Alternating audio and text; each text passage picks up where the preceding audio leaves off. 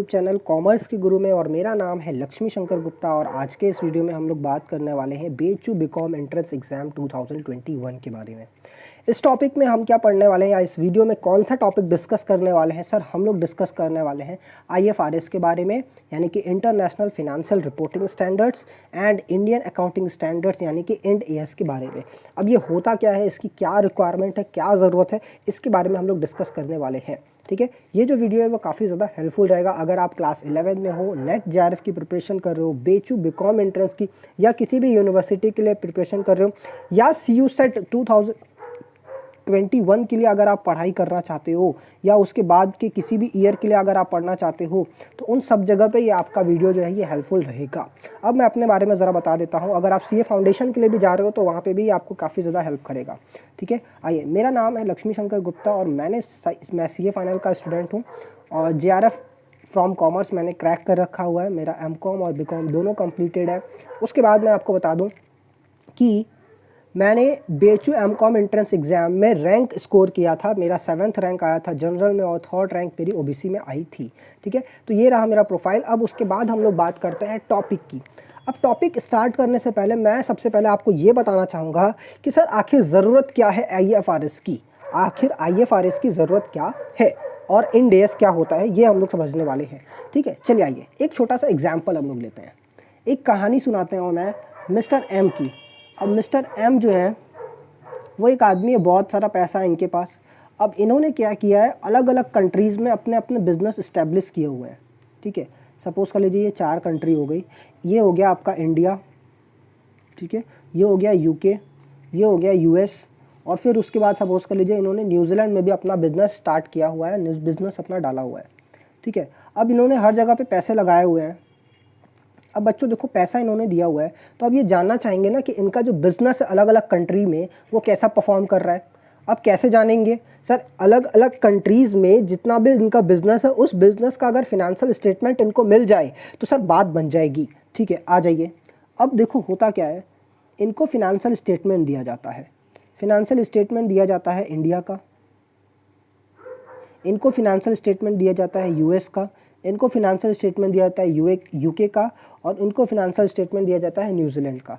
अब हर जगह से जो भी फिनेंशियल स्टेटमेंट इनके पास आया है, देखो होता क्या है, अब हर जगह जितने भी आपके फिनेंशियल स्टेटमेंट बने हैं तो हर जगह से, जैसे मान लेते हैं सपोज़ कर लीजिए इंडिया, अगर इंडिया में फिनेंशियल स्टेटमेंट बनाया जाएगा तो जो इंडिया का अकाउंटिंग स्टैंडर्ड है जिसके बारे में हम लोगों ने लास्ट क्लास में डिस्कस किया था, उसका लिंक आप नीचे देखो तो डिस्क्रिप्शन में मिल जाएगा। तो नीचे जब AS हमने पढ़ के AS के हिसाब से अकाउंटिंग की होगी। ठीक है, अलग अलग आइटम्स की, यहाँ पे जो प्रिंसिपल्स बताए गए हैं उसके हिसाब से हम लोग अकाउंटिंग करेंगे। यहाँ पे जो लॉ है उसके हिसाब से अकाउंटिंग होगी। तो सर यहाँ की जो अकाउंटिंग है ना वो Indian AS Indian accounting system के हिसाब से होगी, और सेम चीज़ अप्लाई होगा US के हिसाब से। US का जो अकाउंटिंग स्टैंडर्ड होगा, लॉ होगा, प्रिंसिपल होगा, उसके हिसाब से हम लोग वहाँ से अकाउंटिंग बनाएंगे, वहाँ के फिनेंशियल स्टेटमेंट उसके हिसाब से प्रिपेयर होंगे। सेम सर सिचुएशन आपका UK के साथ भी अप्लाई होगा और न्यूजीलैंड के साथ भी। कहने का मतलब है कि जितनी भी कंट्रीज़ होती है सबके अपने अपने रूल्स हैं, सबके अपने अपने अकाउंटिंग स्टैंडर्ड्स हैं, सबके अपने अपने अकाउंटिंग प्रिंसिपल्स है, कन्वेंशंस है, कॉन्सेप्ट्स है। सारी कंट्रीज़ उसके अपने अपने लॉ के हिसाब से क्या करती है, बुक्स ऑफ अकाउंट प्रिपेयर करती है। अब ये सारे जब इनको मिल गए फाइनेंशियल स्टेटमेंट, तो अब देखो इनका दिमाग गया घूम, क्योंकि ये बेचारे, इनके पास ढेर सारा पैसा है, इन्होंने सिर्फ पैसे कमाए हैं और जीवन में कुछ नहीं किया। इन्होंने कभी भी न्यूजीलैंड जाके, अमेरिका जाके, या फिर बोल सकते हो कि UK जाके या इंडिया आके कभी भी AS या प्रिंसिपल नहीं पढ़ा। तो अब इनको ये प्रॉब्लम आएगी कि भाई ये जो है वो फिनेंशियल स्टेटमेंट पढ़ नहीं पाएंगे। अब ये जो फिनेंशियल स्टेटमेंट है जब पढ़ नहीं पाएंगे तो बच्चों डिसीजन नहीं ले पाएंगे कि कौन सा वाला बिजनेस इनका ज़्यादा अच्छा काम कर रहा है या कौन सा वाला बिजनेस उतना अच्छा काम नहीं कर रहा है, कहाँ पे पैसा और लगाना चाहिए, कहाँ पे पैसा और नहीं लगाना चाहिए। तो अब बच्चों ये क्या हो जाएगा, ये एक प्रॉब्लम हो जाएगी इनके लिए। तो अब देखो इनके जैसे जितने भी आदमी लोग रहेंगे या फिर मिस्टर M जो है वो क्या करेंगे, अलग अलग कंट्री में पैसा नहीं लगाएंगे बल्कि सिर्फ और सिर्फ अपनी कंट्री में ही पैसा लगाएंगे, क्योंकि वहाँ का इनको पूरा रूल और अकाउंटिंग स्टैंडर्ड सब पता होगा। ठीक है, तो इस तरीके से ये ग्लोबली नहीं जा पाएंगे। ठीक है, तो अब इस सारी प्रॉब्लम को देखते हुए हुआ क्या, सब लोगों ने बोला कि ठीक है ऐसी प्रॉब्लम आ रही है तो हम क्या करते हैं, आपको क्या बोल दिया गया कि अब जितने भी अकाउंटिंग बनेंगे, जितने भी दुनिया में जितनी भी कंट्रीज़ हैं, वो सब लोग क्या करेंगे, अपना अपना रूल नहीं फॉलो करेंगे, बल्कि क्या फॉलो करेंगे बच्चों, IFRS, international financial reporting standard को फॉलो करके आप अकाउंटिंग करिए। तो अब देखो यहाँ पे क्या होगा, सबकी अकाउंटिंग IFRS के हिसाब से बनेगी, तो सबकी अकाउंटिंग क्या हो जाएगी बच्चों, सेम हो जाएगी। तो अब जब सेम हो जाएगा तो हम क्या कर सकते हैं, आराम से कंपेयर भी कर सकते हैं, आराम से बच्चों अलग अलग कंट्री का जो भी फिनेंशियल स्टेटमेंट आएगा कंपेयर भी कर सकते हैं। क्लियर, जब सेम बना है तो। और हो सकता है कि हम उसको एग्रीगेट कर दें, एक्यूमुलेट भी कर सकते हैं, ठीक है, जिसको हम बोलते हैं कंसोलिडेशन। अकाउंट में क्या बोलते हैं, कंसोलिडेशन, ठीक है। तो कंसोलिडेशन भी हम लोग कर सकते हैं, मतलब सारे बुक्स ऑफ अकाउंट को मैच भी करा दिया, तो ऐसा पता चल जाएगा कि इनकी टोटल फिनेंशियल स्टेटमेंट हर कंट्री में जितना बिजनेस है उसका मिला के कितना है, ठीक है। बात समझ में आ रहा है। तो इस तरीके से ये पॉसिबल है, कब, जब IFRS आपके पास में आएगा तो। बात समझ में आ गया। तो IFRS हर कंट्री में बोला गया कि हर कंट्री वालों को क्या करना है सर, IFRS अप्लाई करना है, ताकि जब बुक्स ऑफ अकाउंट बने वो ग्लोबल लेवल पे सेम बने, हर अलग अलग कंट्री का फिनेंशियल स्टेटमेंट अलग अलग नहीं हो, इसलिए हम लोग क्या बोले, IFRS बोले, ठीक है। तो नीड फॉर द IFRS क्या है नीड, देखो सबसे पहले क्या बोला है, कन्वर्जेंस टूवर्ड्स ग्लोबल स्टैंडर्ड। हम लोग क्या करेंगे, ग्लोबल स्टैंडर्ड की तरफ मूव करेंगे, उसमें अपने जितने भी अकाउंटिंग लैंग्वेज है उसको कन्वर्ट करेंगे। इससे क्या होगा, ट्रांसपेरेंसी आएगी फिनेंशियल स्टेटमेंट की, आराम से हम लोग देख सकते हैं। अगर हम लोग उस अकाउंटिंग स्टैंडर्ड IFRS को फॉलो करते हैं तो ट्रांसपेरेंसी आएगी, कंपेरेबिलिटी आएगी कि हम अलग अलग कंट्रीज़ का फिनेंशियल स्टेटमेंट कंपेयर कर सकते हैं, जैसा कि हमने देखा।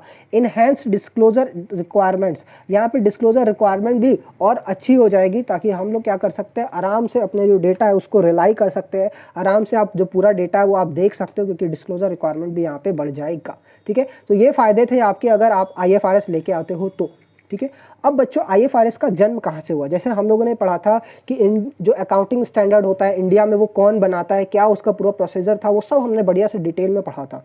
अब हम लोग बात कर लेते हैं कि सर अकाउंटिंग स्टैंडर्ड की तो समझ में आ गया, अब IFRS कौन बनाता है या इसकी शुरुआत पहले कैसे हुई थी। तो देखिए ये सारी बातें जो अब मैं पढ़ाने जा रहा हूँ ये इस चैप्टर के पॉइंट ऑफ व्यू से बहुत ज़्यादा इंपॉर्टेंट है। अगर इस चैप्टर से क्वेश्चन आया तो इन्हीं सारे टॉपिक से आएगा। तो देखो क्या लिखा है, in the view of achieving convergence towards the global reporting, ठीक है। जब इन लोगों को लगा कि यार अब जो है ग्लोबल रिपोर्टिंग में प्रॉब्लम आ रही है, अब हमको इसमें कन्वर्ट होना चाहिए, तो इन सब चीज़ों को देखते हुए London based group, namely the international accounting standard committee, ठीक है, responsible for developing international accounting standard, ठीक है। तो एक लंदन की ग्रुप थी जिनका नाम था हमारा इंटरनेशनल अकाउंटिंग स्टैंडर्ड कमेटी, जो कि अकाउंटिंग स्टैंडर्ड बनाती है कौन से लेवल की, इंटरनेशनल लेवल की। तो इंटरनेशनल अकाउंटिंग स्टैंडर्ड बनाया इन्होंने, और ये जो आपकी कमेटी है वो कब इस्टेब्लिश की गई बच्चों, जून 1973 में, ठीक है। बात समझ में आ रहा है। तो इंटरनेशनल अकाउंटिंग स्टैंडर्ड कमेटी बनाई गई जो कि इंटरनेशनल अकाउंटिंग स्टैंडर्ड बनाती थी, और इसको कब इस्टेब्लिश किया गया, जून 1973 में। और प्रेजेंट में जो इसका नाम है इंटरनेशनल अकाउंटिंग स्टैंडर्ड बोर्ड है।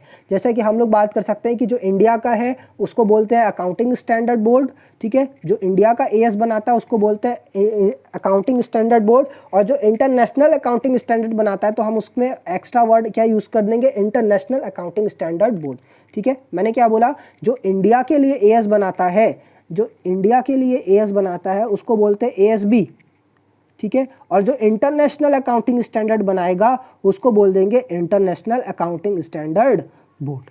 क्लियर है। लेकिन ये जो होता है इसको हम लोग IFRS बोलते हैं, ठीक है। बेसिकली IFRS कुछ और नहीं है बल्कि यही है। क्लियर। अब देखिए इसका नाम क्या बदल क्या रख दिया गया था, इंटरनेशनल अकाउंटिंग स्टैंडर्ड बोर्ड। पहले क्या बोलते थे, international accounting standard committee. Clear. पहले बस वो कमेटी था, फिर अब क्या हो गया, बोर्ड बन गया, कमेटी से हट के वो बोर्ड बन गया, बाकी और सारी चीज़ें सेम है।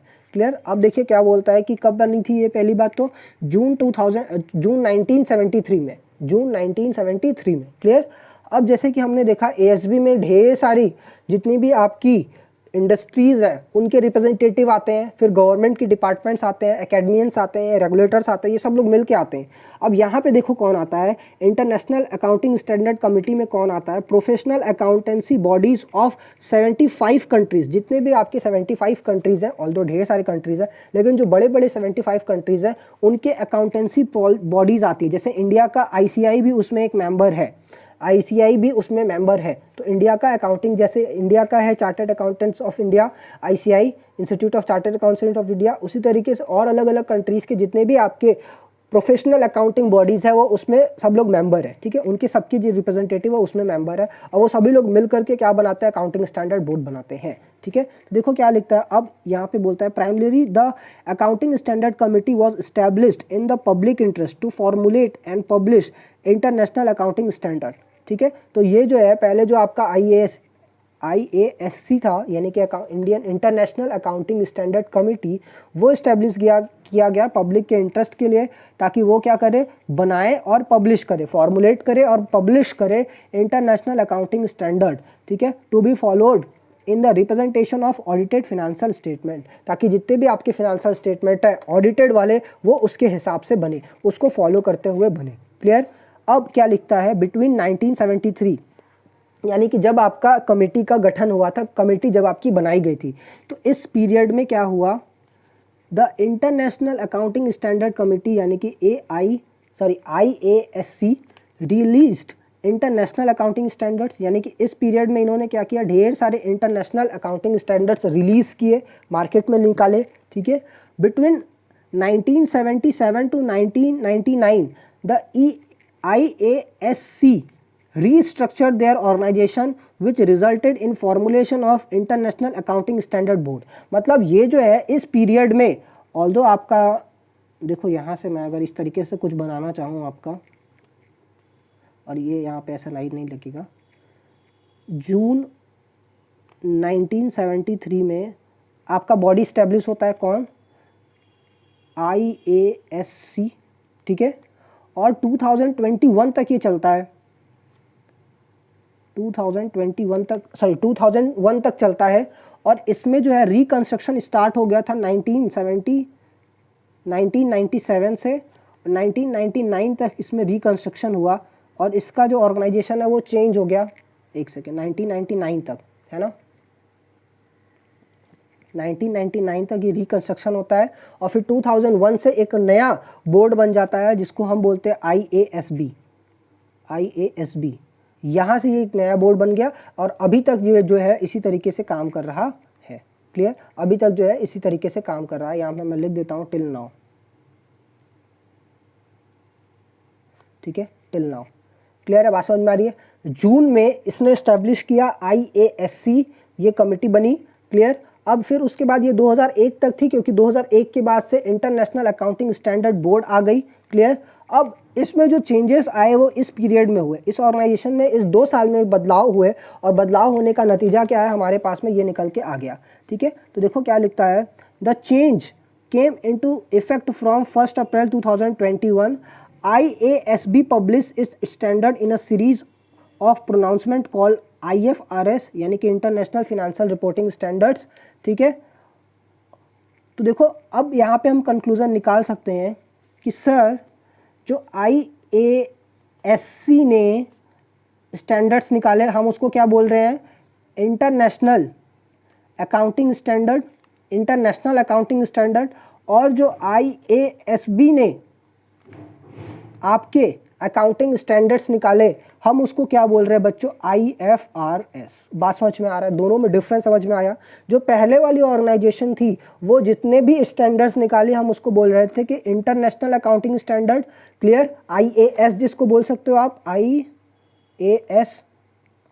ठीक है, और जो नई बॉडी बनी, जो नया ऑर्गेनाइजेशन बना 2001 के बाद से, अप्रैल 2001 के बाद से, इंटरनेशनल अकाउंटिंग स्टैंडर्ड बोर्ड, वो जो जितने भी अकाउंटिंग स्टैंडर्ड उन्होंने लॉन्च किया उसका नाम क्या था, IFRS। क्लियर है, उसका नाम क्या था, IFRS। ठीक है सर, यहाँ तक समझ में आ गया। अभी तक सर इंड एस नहीं आया बच्चों, अभी मैं बताता हूँ इंड एस क्यों नहीं आया और क्या है इंड एस। क्लियर, अभी पहले मैं IFRS के बारे में और थोड़ा सा आपको बता दूँ।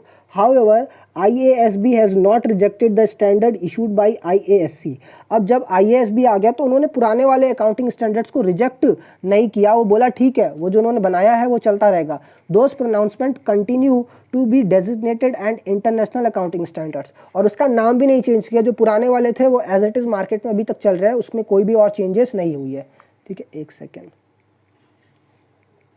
आइए। The term IFRS compromises IFRS issued by IASB और IAS issued by IASC। ठीक है, यहाँ तक हम लोगों ने समझ लिया, वही सारी बातें लिखी हुई है। अब सर इंडियन अकाउंटिंग स्टैंडर्ड क्या है ये बता दीजिए। पहले तो हम लोग वो समझ ले कि IFRS का ज़रूरत क्यों है, IFRS का बेनिफिट क्यों है। देखिए हमारे इकॉनमी के लिए अगर अलग अलग कंट्रीज से लोग पैसा लगाएंगे तो हमारा इकॉनमी भी क्या हो जाएगा, बढ़ेगा। अगर इंडिया की बात करते हैं तो अलग अलग कंट्रीज से लोग अगर पैसा लगाएंगे, ग्लोबली पैसा लगेगा, तो हमारा जो इकॉनमी है वो भी इंक्रीज़ होगा। और इन्वेस्टर जिसके पास ढेर सारा पैसा है वो अगर अलग अलग कंट्रीज़ में पैसा लगाएगा तो उसका जो बेनिफिट है उसको बढ़िया से मिलेगा और इससे अलग अलग इंडस्ट्री को भी फ़ायदा मिलेगा। ठीक है, तो ये सारे बेनिफिट है, या फिर बोल सकते हो कि इन सारे सेक्टर्स को यहाँ पे बेनिफिट मिलेगा IFRS से।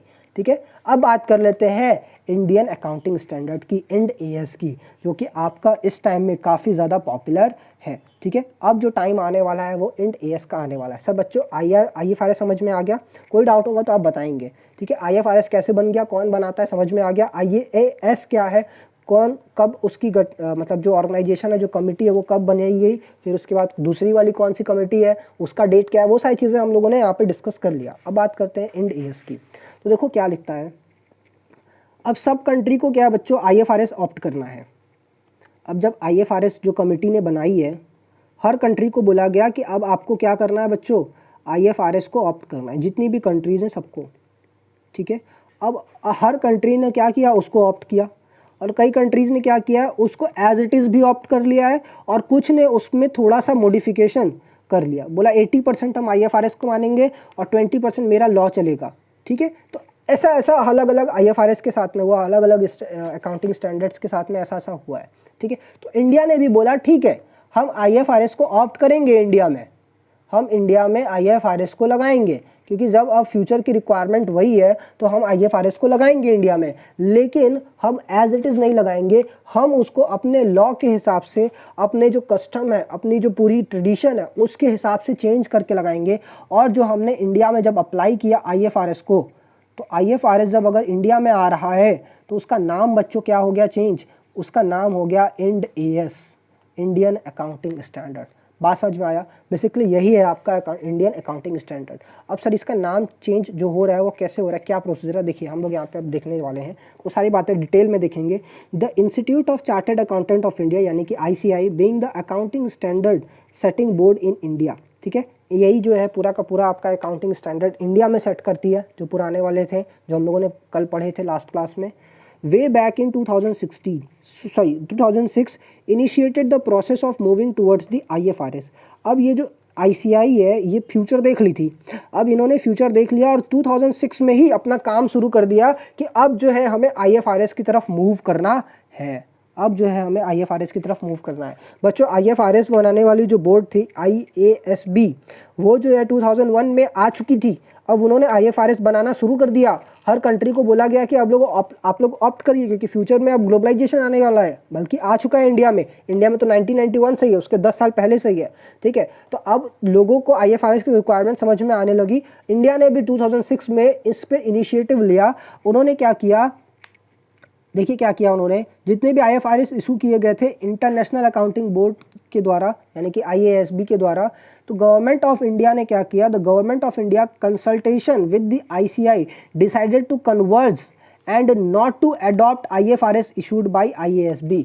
उसको क्या उन्होंने क्या बोला, हम जो है एज इट इज़ IFRS को जो कि IAS ने इशू किया है हम उसको ऑप्ट नहीं करेंगे, हम उसको कन्वर्ट करेंगे, कन्वर्ज करेंगे। ठीक है, तो गवर्नमेंट ऑफ इंडिया ने ICI के साथ मिल करके ये डिसीजन लिया कि हम उसको एज इट इज़ अडॉप्ट नहीं करेंगे, हम उसको थोड़ा सा चेंज करके, थोड़ा सा मॉडिफाई करके बात करेंगे।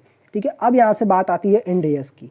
The Indian accounting standard are the international IFRS। क्या लिखता है कि जो इंडियन अकाउंटिंग स्टैंडर्ड है वही बेसिकली आपका IFRS है, converted standard issued by the central government of India. बल्कि IFRS को जो कन्वर्ट करके गवर्नमेंट ऑफ इंडिया ने इशू किया है, सेंट्रल गवर्नमेंट ऑफ इंडिया ने, बच्चों वही आपका क्या हो गया, इंड AS हो गया। ठीक है, अब देखो क्या लिखता है, under the supervision and control of accounting standard board. अब इंडिया में जो कि आपका स्टैंडर्ड आता है वो किसके कंट्रोल में आता है, किसके सुपरविजन में आता है, ASB के अंदर सुपरविजन में आता है। तो यहाँ पे जितने भी इंड AS आते हैं बच्चों वो उस सब के इसकी किसके नज़र में या फिर किसके सुपरविजन के थ्रू आते हैं, ASB के सुपरविजन में आते हैं। ठीक है, जो कि ICI का बॉडी है। In consultation with international advisory committee of accounting standard. एक और कमेटी बनाई गई जिसको हम क्या बोल रहे हैं, national advisory committee of accounting या ऑन अकाउंटिंग स्टैंडर्ड्स। तो ये एक कमेटी बनाई गई, इसके साथ मिलकर के ये लोग कंसल्ट करके एएसबी और ये लोग मिल करके इंडियन एएस का इन्होंने स्थापना या फिर बोल सकते हैं इंडिया में लॉन्च किया है उन्होंने। अब देखिए क्या बोलता है, in July 2014 the finance minister of India at that time Shri Arun Jaitley ji in his budget speech announced on urgency to converge the existing accounting standard with the international financial reporting system through adoption of new India AS by the Indian company। तो उन्होंने ये बोला कि अब देखो बहुत जल्दी समय आ चुका है कि आप जो है इसमें कन्वर्ट हो जाइए इंड एएस में। और फिर वहीं से बच्चों प्रोसेस शुरू हुआ कि अब जो है हम लोगों को इंड एएस की तरफ जाना है। अब अकाउंटिंग स्टैंडर्ड्स कोई ऑप्ट नहीं करता है, जितनी भी बड़ी कंपनियां हैं बेसिकली उनकी बात कर रहा हूं मैं। तो अब जो है वो लोग क्या ऑप्ट करते हैं बच्चों, या जो अपना फिनेंशियल स्टेटमेंट बनाते हैं वो इंड एएस के हिसाब से बनाते हैं, ताकि बाहर की कंपनियाँ भी देखें उसको, बाहर की कंपनियाँ भी उसको देखें और समझें। और उस बच्चों देखो इंड एएस कुछ अलग नहीं है बल्कि आईएफआरएस ही है, बस उसको किसने लॉन्च कर दिया है, इंडियन गवर्नमेंट ने, थोड़े से मॉडिफिकेशन के साथ। तो वो बेसिकली आईएफआरएस ही है, तो बाहर के सभी लोगों को वो समझ में आएगा। तो आईएफआरएस के हिसाब से अगर हम इंडियन कंपनीज बनाएंगे अपना फिनेंशियल स्टेटमेंट, तो बाहर की कंपनियां भी जो है उसको देखेंगी, समझेंगी और वहाँ पे पैसा लगा सकती है। ठीक है, अब देखो यहाँ पे लिखा हुआ है इंड एएस का लिस्ट दिया हुआ है यहाँ पे। तो इंड एएस जो है आईएफआरएस के हिसाब से ही बनाया गया। तो ये सब देख सकते हो आप, एक बार बस रीड कर लेना। ऑल्दो एग्जाम के पॉइंट ऑफ व्यू से उतना इंपॉर्टेंट नहीं है। ठीक है, और आईएफआरएस जो कि आपका पहले से गवर्नमेंट आईएएसबी ने बनाया इंटरनेशनल लेवल ने, तो ये उनकी आईएफआरएस है जिसको कि हम लोगों ने ऑप्ट किया हुआ है। ठीक है, अब बात कर लेते हैं एमसीक्यू के बारे में। तो कुछ एमसीक्यू हम लोग यहाँ पे देख रहे हैं। तो global standards facilitates, global standard यानी कि जो इंटरनेशनल अकाउंटिंग स्टैंडर्ड्स है या आईएफआरएस है, वो हमें क्या फैसिलिटी देती है, वो हमें देती है cross border flow of money. ये आप लिख लो यहाँ पे, फ्लो ऑफ मनी, ये फैसिलिटी देती है। Clear, global listing in different brochures. ठीक है, आप आराम से वहाँ पे अपने दूसरे फाइनेंशियल स्टेटमेंट, अपने जो भी शेयर्स है दूसरी जगह पे आप लिस्ट कर सकते हो। कंपेरेबिलिटी ऑफ फिनेंशियल स्टेटमेंट आराम से कंपेयर कर सकते हो। तो यहाँ पे ऑप्शन हो जाएगा ऑल ऑफ दिस, आराम से ये सारे काम कर सकते हो अगर आप आईएफआरएस आपने ऑप्ट किया हुआ है तो। Government of India in consultation with the ICI decided to converge with IFRS. उन्होंने क्या बोला, उन्होंने ये बोला कि हम लोग जो है आईएफआरएस को एज इट इज़ नहीं ऑप्ट करेंगे बल्कि उसको कन्वर्ट करके ऑप्ट करेंगे। क्लियर, फिर बोल रहा है क्या, आईएफआरएस कन्वर्जेंस विथ आईएफआरएस क्या लिखता है, simplifies the process of preparing the financial statement. जी नहीं, उन्होंने सिंपल नहीं किया है। क्या किया उन्होंने, रिड्यूस द कॉस्ट ऑफ, नहीं ऐसा भी नहीं किया। Facilitates the global investor understanding and confidence in high quality financial statement. तो ये आपका ये वाला ऑप्शन हो जाएगा। बल्कि उन्होंने क्या किया है, ग्लोबल जो भी आपके इन्वेस्टर्स हैं उनको बेनिफिट देने के लिए ये सारा काम किया हुआ है। ठीक है, तो फिलहाल इस वीडियो में इतना ही आईएफआरएस से रिलेटेड। और आपको कोई भी डाउट होगा पूछ सकते हो, और आपको ये जो पीडीएफ है हमारे टेलीग्राम चैनल से मिल जाएगा, जिसका कि यहाँ पे आप देख सकते हो ये आईडी है। और उसके बाद आप चाहो तो नीचे डिस्क्रिप्शन में जाओ तो उसका भी लिंक आपको मिल जाएगा, वहाँ से ज्वाइन होके आपको ये नोट्स और जितने भी बाकी नोट्स हैं हमारे चैनल के वो आपको वहीं से मिल जाएंगे। और आगे आने वाले जितने भी वीडियोस हैं उन सब के लिंक वहाँ पे आपको मिलने वाले हैं। सारे जो डिस्कशन है, सारा जो डिटेल है, हम लोग जो क्विज़ कराते रहते हैं, वो सब फैसिलिटी आपको फ्री ऑफ कॉस्ट वहाँ से मिल जाएगा। तो बस आपको क्या करना है, बस एक बार वहाँ से हमसे कनेक्ट हो जाना है। ठीक है, फिर एक बार आप कनेक्ट हो गए तो हम आपको सिर्फ लास्ट में क्या बनाएंगे, बेचू का स्टूडेंट बना के छोड़ेंगे। और जिस भी यूनिवर्सिटी में आप चाहते हो एडमिशन लेना, वहाँ तक हम आपको पहुँचाएंगे। ठीक है, तो थैंक यू फॉर वॉचिंग। अब हम लोग मिलते हैं नेक्स्ट वीडियो में।